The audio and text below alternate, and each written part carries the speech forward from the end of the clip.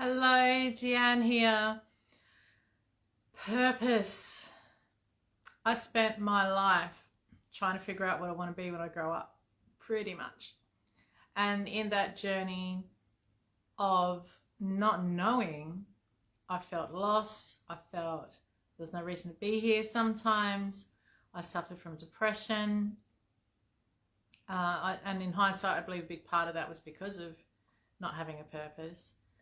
I pretty much excelled at school, but because I had no idea what I wanted to do, I didn't know what subjects to choose. It just overwhelmed me. My parents expected me, or my mum at least, expected me to go to university, and she had me look through all the books. These are the subjects available. This is what you can do that. You love this, you like that. And the whole time I'm just like, no, none of it appeals to me. So I decided to take it upon myself at the ripe old age of 15 to have a gap year, which they didn't have at the time.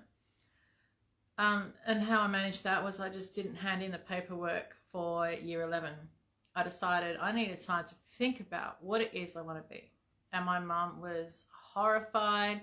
She basically insisted that I sign up for some TAFE course or something. And I did computer studies, I think, for 6 months and hated that. And then she made me do a clerical typist course, which is, if you know me, nothing like what I want to do.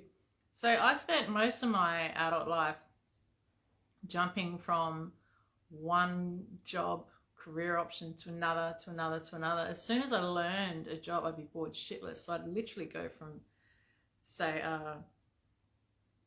retail sales to warehousing to, I don't know, meter reading. I was a meter reader for a while, truck driver, a forklift operator, just almost every industry you can think of I worked in. And eventually I got into mining, and the money's good, and I got to travel a little bit, like I've seen WA pretty much that way. And that kept me interested enough that I stayed. Until my relationship broke down. I realised my son was old enough to look after himself, and I wondered, who am I now? Which is the title of my book, which is where that all came from. So in that moment, I thought, gosh, I've put all this time and energy into being a parent and a partner, and I lost myself.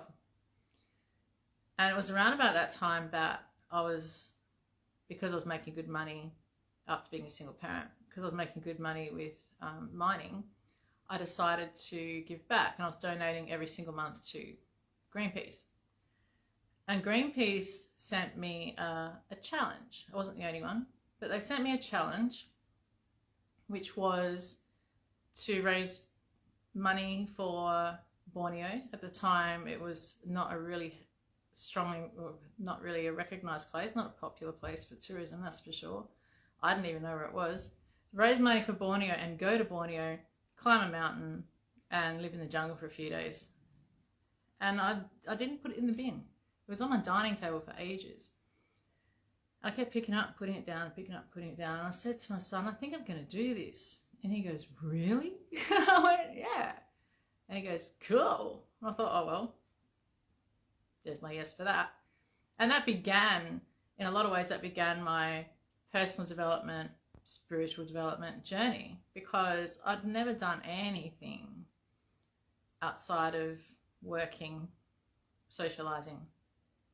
So I did that challenge, met some fantastic people. Hi, Brenda. Some of you know Brenda. And I realised while I was over there that I was being myself. I was actually being myself, not trying to fit in. I'd become a chameleon in all my younger years, trying to fit in and changing jobs and careers and blah, blah, blah. And I also, around about that time, stumbled across essential oils, which relieved my depression. I'm not supposed to say that, but it's a fact. It relieved my depression. And so then I thought, I need to get this out into the world. And that's how my business started. But it also started my own personal spiritual growth journey even more so. Because seeing how natural solutions like that could help me, I tried others. I had kinesiology. I had a theta healing from a good friend of mine, Magda, which impacted me so much. I decided that's what I wanted to learn. I wanted to learn that so I could help people too. And it just snowballed into this, I'm going to do this, I'm going to do that, I'm going to do this, I'm going to do that. And since then,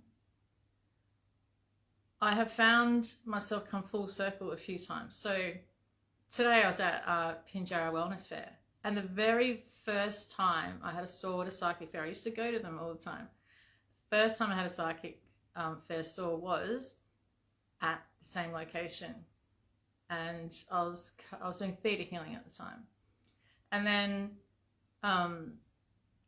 I went to a retreat, 5-day retreat. I now hold retreats at that same location. There's this beautiful full circle.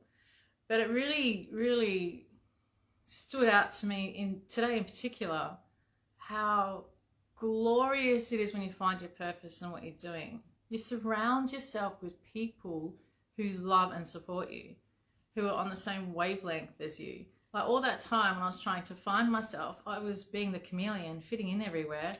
And it didn't do me any good, really, because they were matching, I was attracting people that I wasn't, right?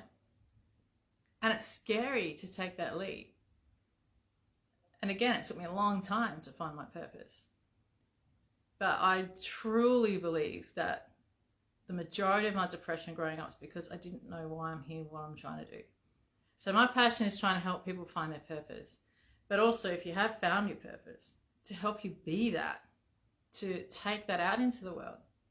Imagine if we had a world full of people bringing their gifts. We've all got gifts. There is something you can teach people. We've all got gifts. And when you explore that, when you start to embrace that and become that, things like Egypt happen.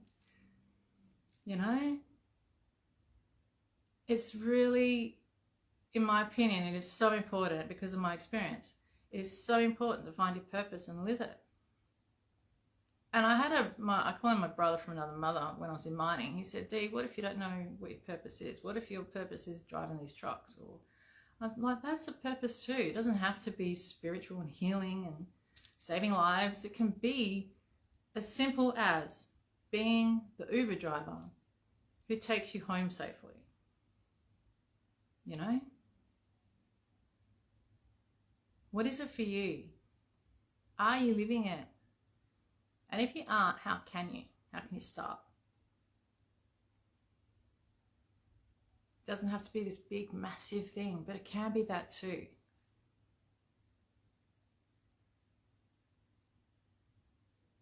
What's your purpose? I'd love to know. Please comment below.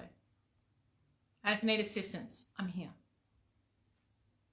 Big love. Bye for now.